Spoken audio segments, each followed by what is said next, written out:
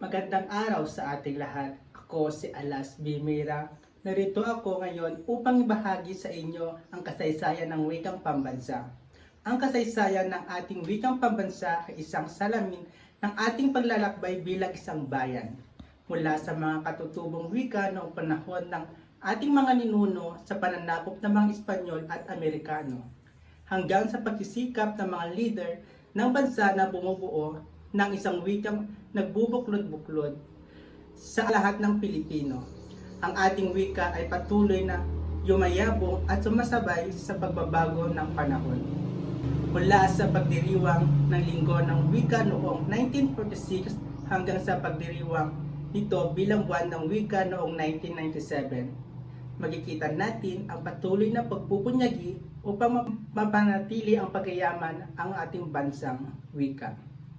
Sa kabila ng mga hamon at pagbabago, nananatili ang Pilipino bilang pangunahing instrumento ng komunikasyon, identidad at pagkakaisa ng ating lahi. Halina't balikan natin ang kasaysayan ng wikang pambansa at alamin kung paano ito naging pundasyon ng kultura at bayan.